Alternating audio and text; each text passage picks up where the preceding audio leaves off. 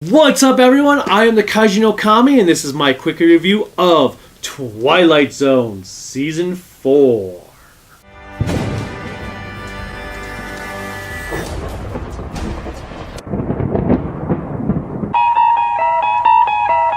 This video is brought to you by Loot Crate. Do you like cool mystery boxes that are full of cool stuff? Go to lootcrate.com/KnK and put KnK in the coupon code to receive 10% off your order. It helps you help me help you help me. Remember, lootcrate.com/KnK, coupon code KnK. Now to our video. The Twilight Zone Season 4 is an interesting season because for some reason CBS decided they wanted to make the show be an hour long, and it didn't work out so well. One of my main complaints about the comedian from the relaunch series from earlier this year when I watched the episode is that it felt like it was a 30-minute story stretched out to 50 minutes. It just did not need to be that way, and sadly that's pretty much what happened to the majority of these episodes in this season. I just didn't feel like they needed to be 50 minutes long. Most of the episodes did feel like they were originally written to be 25 minutes, and then they were just like, oh, okay, we need to stretch them out to be 50 minutes long. Sure, why not? Now, there were a couple episodes that did feel like they were probably around that length. I know there is one episode that actually exceeded that, which does make sense, but for the most part, a lot of these episodes,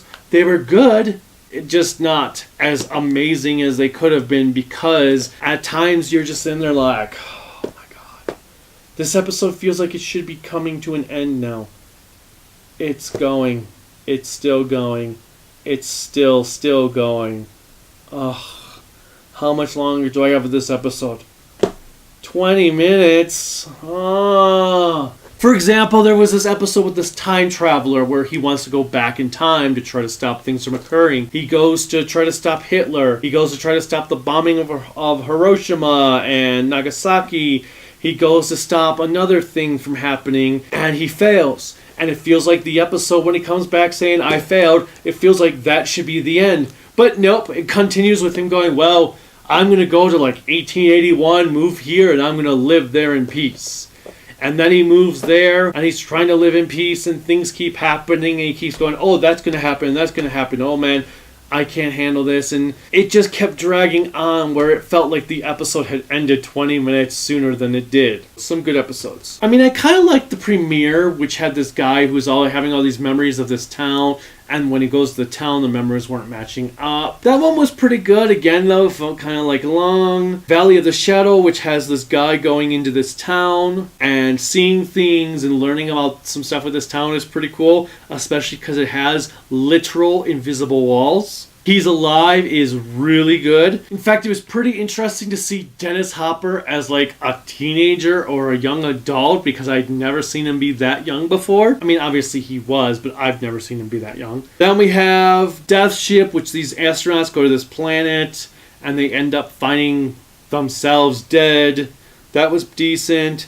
Miniature, which had Robert Duvall, was, as one review said, the acting was good. Yeah, Robert Duvall's acting was great. That was the only thing that this episode had going for it, because the episode was downright boring. He was this guy that was uninteresting and nobody liked him. He had no personality, no sense of humor. He goes to this museum and sees this miniature house with this little doll girl that he starts imagining is real, and stuff happens from there. Well, nothing really happened from there. It's just the episode continued to progress from there. The next episode, Printer's Devil, was really good. Meredith Burgess plays this dude who is like, goes to work for this newspaper reporter whose newspaper is falling, and he starts bringing business back into it because he's making all these reports either just as they happen or right before they happen. I Dream of Jeannie was an okay comedy episode. There was an episode that was decent, it had this toy maker, but I just want to point out that it was kind of interesting to see Commissioner Gordon's actor from the Tim Burton Batman movies playing in this role, because again, he was really young. On Thursday We Leave for Home was really good. It had the guy from the Shawshank Redemption in it, where they're a bunch of space explorers and they made this society in this really hot desert planet.